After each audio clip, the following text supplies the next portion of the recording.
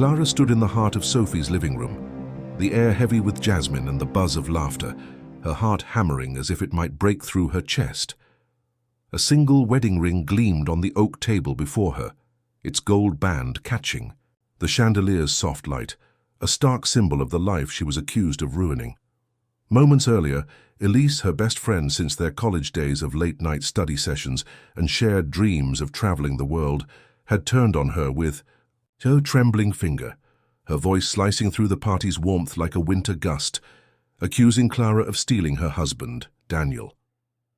The words crashed over Clara like a tidal wave, silencing the music, the clink of glasses, the chatter of their tight-knit coastal town friends, leaving only a suffocating void. She could still see the Polaroid pinned to her fridge, taken at Elise's wedding 5 years ago on a windswept beach, where she and Elise had laughed until their cheeks ached, arms slung around each other, Daniel's shy smile barely visible in the background. They'd been inseparable then, sharing secrets over coffee in their dorm, planning futures filled with art galleries for Clara and a cozy family for Elise, promising to be each other's anchor, no matter what life brought. Those promises now lay in tatters, replaced by the sting of accusing stares and the murmurs of friends who'd once shared potlucks and game nights at Clara's tiny apartment. Elise's eyes, once warm with sisterly affection, now blazed with betrayal, her voice venomous as she recounted supposed proof, messages, glances, moments Clara couldn't recall, claiming Clara had crossed a sacred line. Clara's throat tightened, her protests trapped like birds in a cage, her mind scrambling to make sense of the accusation. She hadn't seen Daniel alone in months, not since that awkward coffee at the Pier Cafe where he'd seemed distracted, weighed down by a shadow he wouldn't name, his eyes avoiding hers as he stirred his latte. She'd thought he was just stressed, maybe about work, and had gently suggested he talk to Elise, never imagining her kindness could be twisted into something sordid. The room spun as Sophie, their mutual friend with a knack for peacemaking, tried to intervene, her voice soft but drowned by the growing tension. Others turned away, their judgment etched in tightened lips and sidelong glances, as if Clara's presence tainted the air. Her reputation, carefully built over years as a graphic designer whose vibrant murals adorned local shops, crumbled in an instant, the warmth of her community replaced by cold suspicion. Clara's hands trembled as she clutched her coat, the wedding ring on the table burning into her memory like a brand, its shine mocking the trust she'd thought unbreakable. She stumbled out into the night, the cool sea breeze biting her tear-streaked cheeks, each step heavy with the weight of Elise's words. The betrayal wasn't just the accusation. It was the loss of a friendship that had shaped her, the sister she'd chosen, the one who'd held her hand through heartbreak and cheered her first art show. They danced to old pop songs in Clara's cluttered living room, their laughter echoing into the night, planned dream trips to Paris, and swapped stories of their fears under starlit skies. Now, those memories felt like lies, each one a shard in Clara's heart. She walked home along the quiet streets, the stars above blurring through her tears, her mind replaying every moment of their friendship, searching for the crack she'd missed. How could Elise, who knew her better than anyone, believe she'd betray her? The pain was a living thing, pulsing with every breath, yet beneath it, a spark of defiance flickered. Clara would not let this define her, would not let Elise's words erase who she was.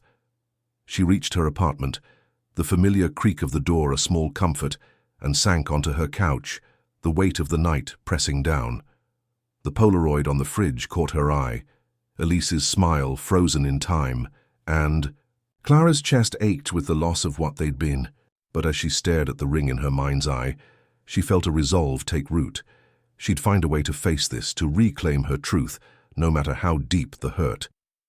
Clara sat hunched over her laptop in her dimly lit apartment, the glow of the screen casting shadows across her face, as she scrolled through a torrent of social media posts that tore her world apart. The accusation from Elise had ignited a firestorm in their small coastal town, and now the digital world amplified it, with hashtags like Homewrecker Clara trending on local X groups and community forums. Strangers and former friends alike posted venomous comments speculating about her motives, calling her a traitor who'd preyed on Elise's marriage for her own gain. Each word stung like a needle, piercing the confidence she'd built as a graphic designer, whose murals brought color to the town's cafes and bookstores. By morning, her inbox overflowed with cancellations from clients who'd once praised her creativity, citing vague concerns about her character. Her biggest project, a mural for the library, was abruptly reassigned. The librarian's apologetic email, a cold formality that left Clara jobless overnight. She tried to call Sophie, hoping for a lifeline, but even Sophie's texts were hesitant, tinged with doubt, as if the rumors had seeped into her trust. The isolation was suffocating, her apartment once a haven of sketches and music, now a cage where every creak echoed her loneliness.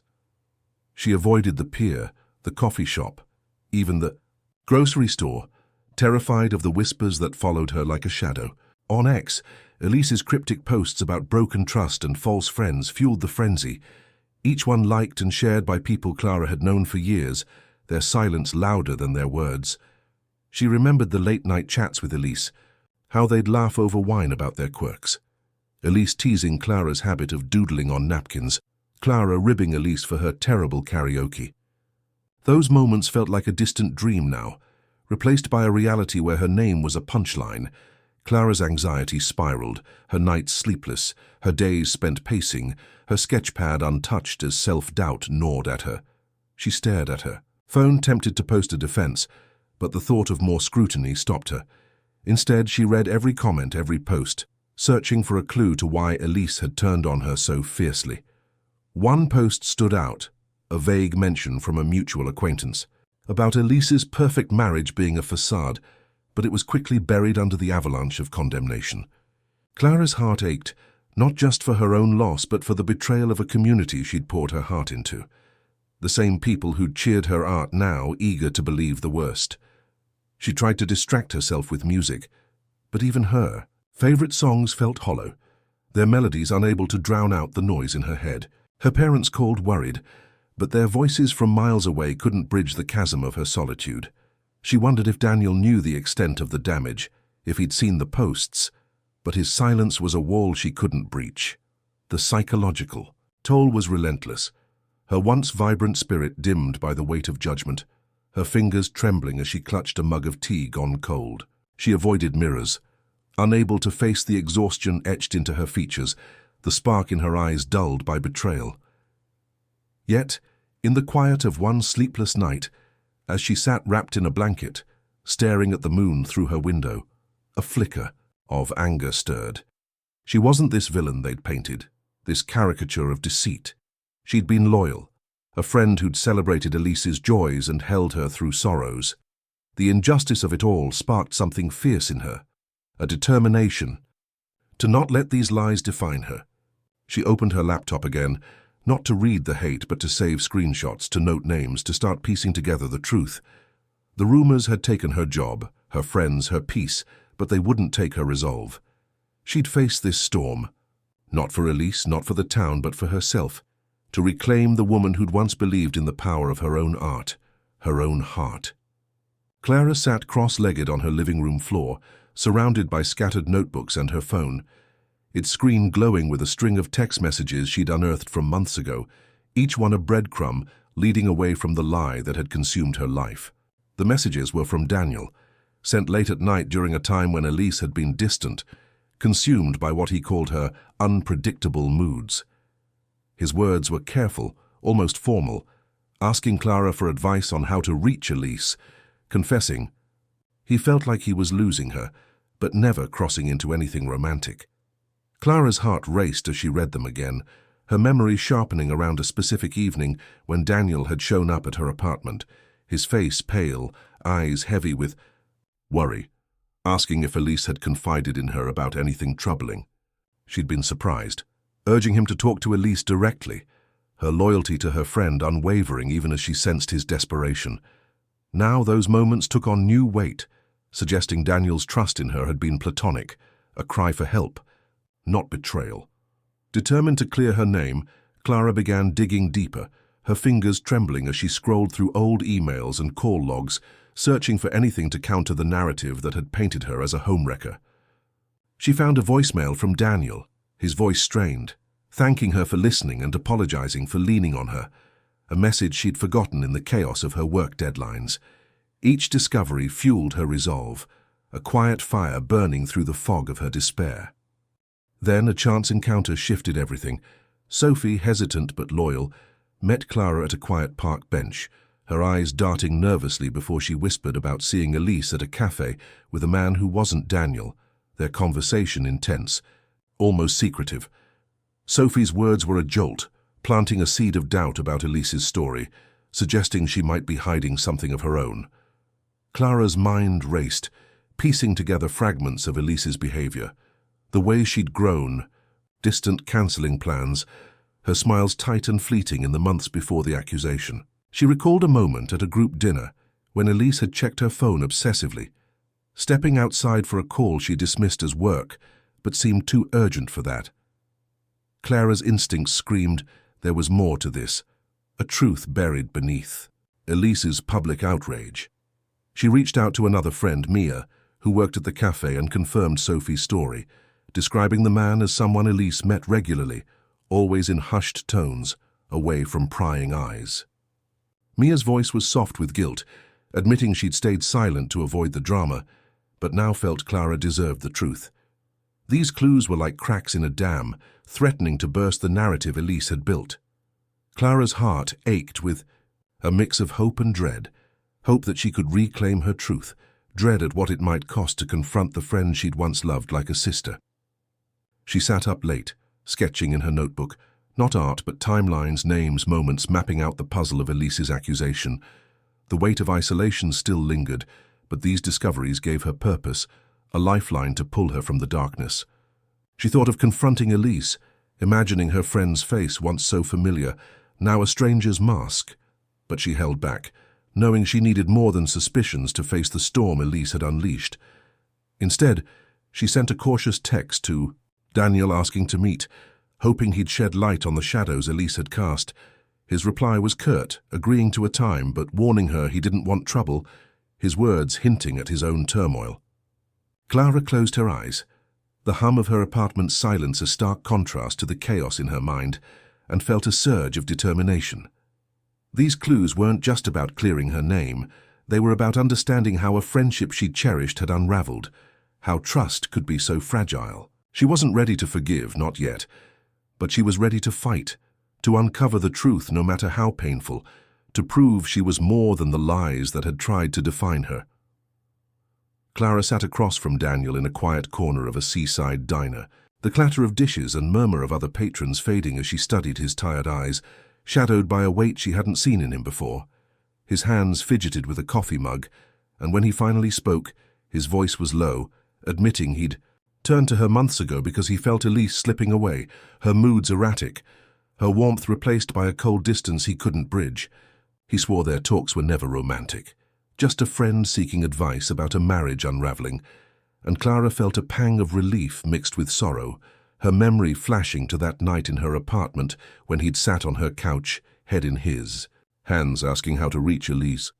She'd urged him to be honest with his wife, uncomfortable with his vulnerability, but now she saw how those moments had been twisted into something sinister. Daniel's gaze dropped as he confessed he'd stopped confiding in her after Elise grew suspicious, but he hadn't realized the extent of her accusations until the town turned on Clara.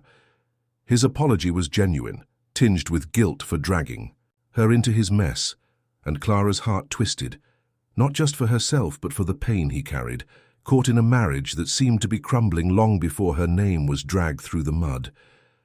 Later that week, Clara steeled herself for a confrontation with Elise, meeting her at a park where they'd once picnicked, the autumn leaves crunching underfoot, a stark contrast to the warmth of those memories. Elise stood rigid, her eyes red-rimmed, and when Clara asked why she'd believed such a lie, Elise's voice cracked, insisting she'd seen flirty messages on Daniel's phone, texts that painted Clara as a betrayer. Clara's pulse quickened, sensing a disconnect. Those messages didn't match the ones she'd found, suggesting someone had altered them or fed Elise a false story. She pressed gently. asking Elise to show her the proof, but Elise's face hardened, deflecting with accusations of Clara's disloyalty, her words sharp but brittle, as if hiding something deeper. Clara's chest ached, seeing the friend she'd once known buried under layers of anger and fear, but she held her ground, her voice steady as she denied any wrongdoing. The conversation ended abruptly, Elise storming off, leaving Clara with a gnawing suspicion that Elise's outburst was more than jealousy. Back home, Clara rummaged through a box of old keepsakes, her fingers brushing against a photo from their college days tucked inside a journal Elise had given her. In it, Elise stood laughing with a man Clara didn't recognize, his arm around her. The timestamp predating Elise's claim of being single before Daniel. The discovery sent a chill through her, hinting at secrets Elise had kept even in their closest moments. Clara's mind raced, piecing together Elise's evasiveness, the cafe meetings Sophie and Mia had mentioned, and now this photo, each fragment suggesting Elise's life held shadows Clara had never seen. She sat on her bed, the journal open, her heart heavy with the realization that the friend she'd trusted might have been living a lie. The confrontation with Elise hadn't brought closure but questions, each one a thread pulling at the fabric of their shared history. Clara thought of their late-night talks, how Elise would dodge questions about her past relationships, always steering the conversation to Clara's art or Daniel's quirks. Now, those deflections felt like clues, pieces of a puzzle Clara was only beginning to understand. She wanted to believe Elise's anger came from pain, not malice, but the photo and the altered messages suggested something calculated, a betrayal deeper than a misunderstanding. Clara's resolve hardened. She wasn't just fighting for her reputation, but for the truth of a friendship she'd poured her heart into. She closed the journal, the photo tucked inside, and felt a quiet strength settle in her bones. She'd face Elise again, not with anger but with questions, determined to uncover what had driven her friend to shatter their bond. The path ahead was uncertain, but Clara knew she couldn't turn back, not when the truth was so close, waiting to be unearthed. Clara's hands trembled as she sat at her kitchen table, a stack of printed screenshots spread before her, each one a piece of the truth that had finally come into focus after weeks of sleepless nights and relentless searching. She'd enlisted Mia's help, who, racked with guilt for staying silent, had accessed the cafe's security footage revealing Elise meeting her ex-boyfriend Mark multiple times, their interactions furtive, laced with glances that spoke of more than casual friendship. Clara's heart sank as she cross-referenced these dates with the text messages Elise had claimed proved her affair with Daniel, discovering through a tech-savvy friend that the flirty texts were doctored, spliced together from innocent conversations she'd had with Daniel about Elise's well-being. The realization hit like a thunderclap. Elise had fabricated the accusation to hide her own infidelity, using Clara as a scapegoat to deflect suspicion from her secret meetings with Mark. Clara's breath caught as she pieced together Elise's motives, her mind flashing to the photo of Elise with Mark from years ago, a relationship Elise had never fully disclosed, even in their most vulnerable moments. Elise's fear of losing Daniel, whose steady love had been her anchor, had driven her to desperate measures, her insecurity twisting into a plan to paint Clara as the villain, rallying their community's sympathy to mask her own guilt. Clara felt a wave of nausea, not just at the betrayal but at the calculated cruelty of it. Her best friend had altered messages, spread lies, and watched as Clara's life unraveled, all to protect a secret that was tearing Elise's marriage apart. She recalled a moment at the park, Elise's eyes flickering with something like shame when pressed about the messages, a hint Clara hadn't caught in the heat of their argument. Now it was clear. Elise's anger was a shield, her accusations a mirror to reflect her own failings. Clara's chest tightened with grief for the friendship she'd cherished, the late-night confessions and shared laughter now tainted by the knowledge that Elise had chosen to sacrifice her rather than face her own truth. She confronted Elise, one last time, meeting at a quiet beach where the waves drowned out the world, her voice steady as she laid out the evidence, the footage, the doctored texts, Mark's name. Elise's face crumpled, her defenses collapsing as she admitted to the affair, her voice breaking as she described her panic when Daniel grew distant. her fear that he'd leave her for someone else, even if that someone was only a shadow in her mind. She'd seen Clara's kindness to Daniel as a threat, her paranoia warping their friendship into a battlefield. Clara listened, her heart torn between anger and pity, seeing Elise not as the confident friend she'd known, but as a woman unraveling under her own insecurities. Daniel, informed by Clara's findings, sat in stunned silence when she shared the truth, his decision to file for divorce swift, his trust in Elise shattered beyond repair. Clara watched him walk away, his shoulders slumped, and felt a hollow ache for the pain they all shared. Caught in a web of lies, none of them had woven alone. Elise's betrayal was more than a personal wound. It was a fracture in the life Clara had built, a reminder of how fragile trust could be. Yet as she stood on the beach, the wind tugging at her hair, Clara felt a strange clarity. The truth, painful as it was, set her free from the lies that had chained her. She wasn't the villain, but neither was she a victim. She was a woman who'd faced betrayal and emerged with her integrity intact. The weight of Elise's actions settled into her bones, not as defeat, but as a lesson in the cost of secrets, the price of fear. She turned from the ocean, her steps lighter, knowing the hardest part was over. She'd uncovered the truth, but what came next would test her heart in ways she couldn't yet imagine. Clara sat in the soft glow of a therapist's office, her fingers tracing the edge of a worn sketchbook, the first time she'd opened it since the truth about Elise's betrayal came to light. Each blank page a quiet challenge to reclaim the creativity that had once defined her.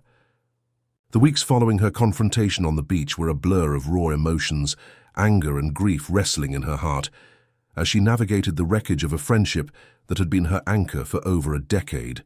She'd wake at night, haunted by the image of Elise's tear-streaked face, her confession echoing like a wound that wouldn't close, yet the pain was tempered by a growing resolve to rebuild.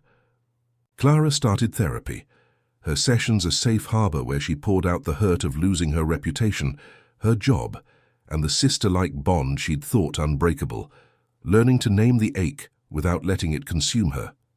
She took on small, freelance design projects, her hands trembling at first, but each completed logo or flyer felt like a step toward herself, a woman who could create beauty despite betrayal. Meanwhile, Elise faced her own reckoning.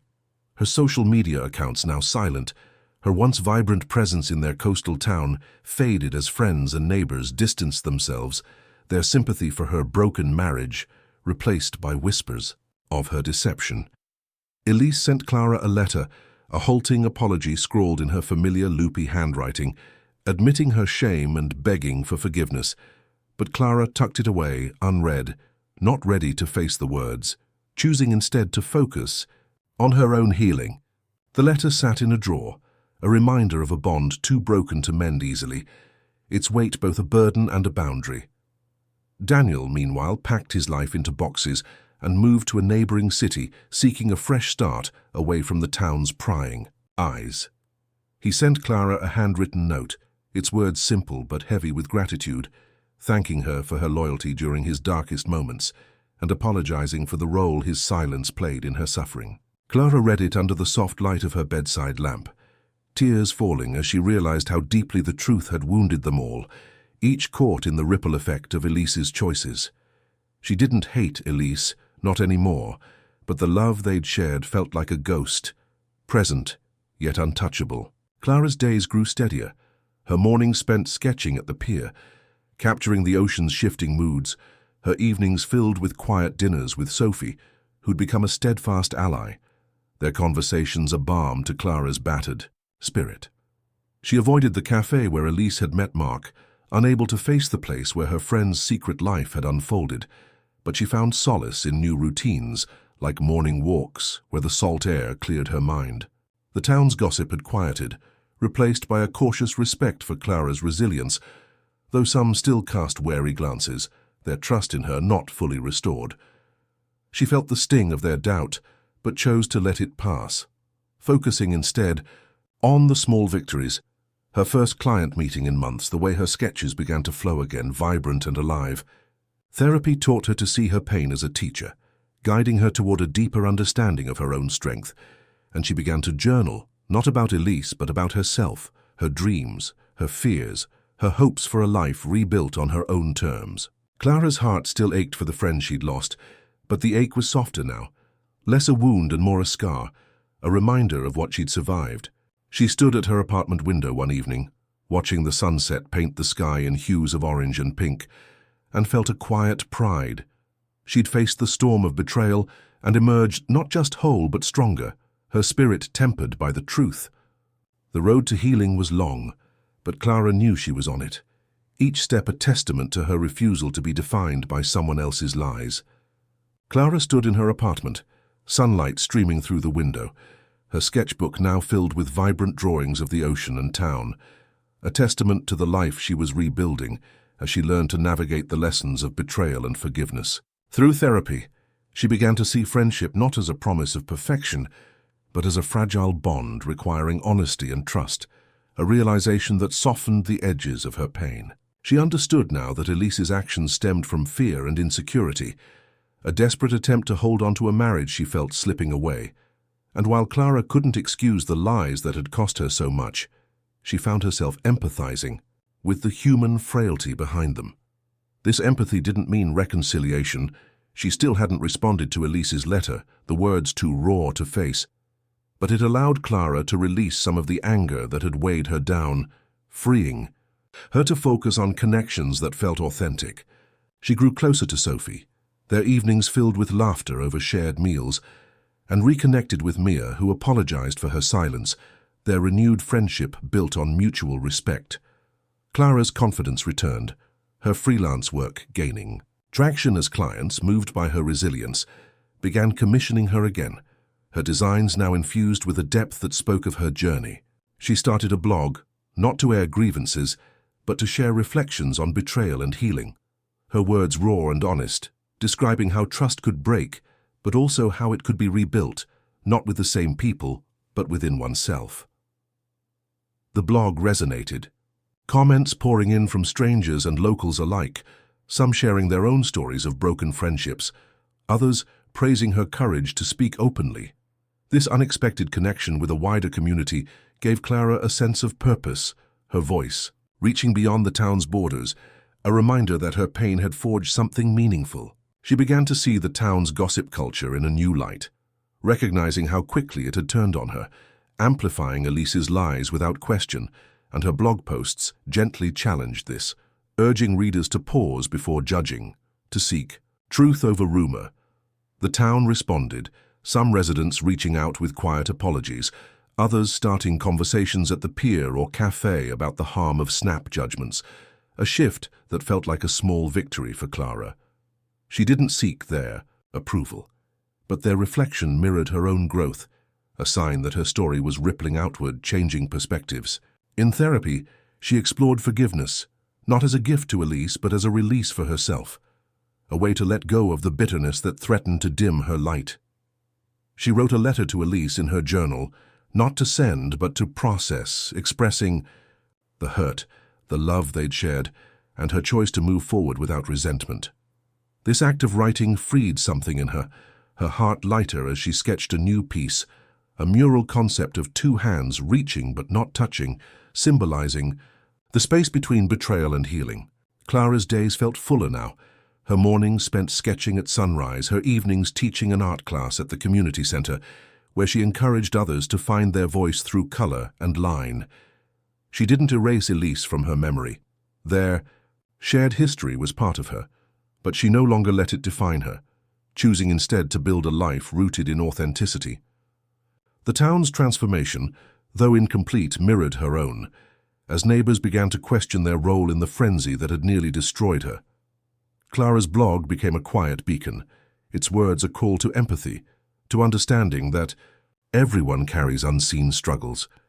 She stood at her easel one evening, paintbrush in hand, and felt a quiet pride, not in the town's change but in her own, in the woman who'd faced betrayal and found strength not in revenge but in compassion. Her heart, once shattered, was mending, not with the same pieces but with new ones forged from resilience and hope.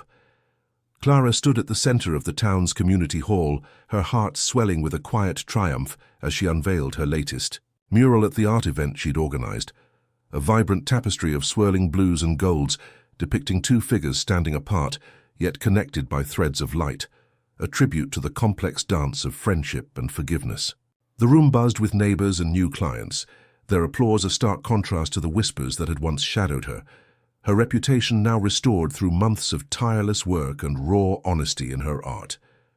She'd launched her own design business, Clara's Canvas, its name a nod to her reclaimed identity, and the commissions pouring in felt like a lifeline, each project a chance to pour her healed spirit into creations that brightened the town. The event was her boldest step yet, a celebration of local artists she'd rallied, their works displayed alongside hers, transforming the hall into a gallery of hope and resilience. As she mingled, shaking hands with those who'd once doubted her, she felt a strength she hadn't known before, a certainty that her worth wasn't tied to others' judgments, but to her own truth. Her blog had grown, its readership extending. Beyond the town, inspiring emails from people who saw their own struggles in her story, and she'd begun mentoring young artists, sharing the lessons she'd learned about standing tall after falling. In a quiet moment, Clara's gaze drifted to the back of the room where Elise stood, almost invisible in the crowd, her face softened by time and regret, her presence a surprise that stirred a complex ache in Clara's chest. She hadn't seen Elise since their last confrontation, and though the letter in her drawer remained unanswered, Clara chose not to approach, her silence a deliberate act of peace, a sign she'd moved beyond the need for confrontation. Elise's eyes met hers briefly, a flicker of acknowledgement passing between them, and Clara turned back to her mural, her heart steady, knowing she'd chosen herself over lingering pain. The event closed with a speech, her voice clear as she spoke of art as a bridge, a way to heal and connect, her words drawing nods and smiles from a community learning to listen. Later, alone in her apartment, Clara noticed a new ring on her finger, a simple silver band from a budding relationship with a kind photographer named Leo, whose quiet support had become a new anchor, built on trust and shared dreams. She thought of the wedding ring from that fateful night, no longer a symbol of betrayal, but a marker of how far she'd come, its memory now a distant echo. As she tidied her sketchbooks, she found a drawing she'd made months ago, a rough sketch of two, friends laughing, and she smiled, not with sorrow but with gratitude for the lessons that pain had taught her. The town had changed, its gossip tempered by her story, and Clara felt a pride not just in her own journey but in the ripples she'd created, urging others to choose empathy over judgment. She stepped onto her balcony, the night air cool against her skin, and looked at the stars, their light a reminder that even in darkness there was beauty to be found. Her life was her own again, not defined by Elise's lies or the town's whispers, but by her courage to rebuild, to love, to create. The mural, the business, the new love, they were hers, earned through a heart that had broken but grown stronger in its mending.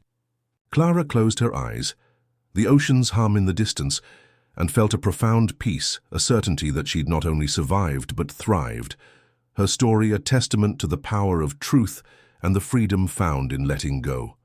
The journey had been long, but standing here, she knew she'd found her new beginning, a life woven from resilience and hope, ready for whatever came next.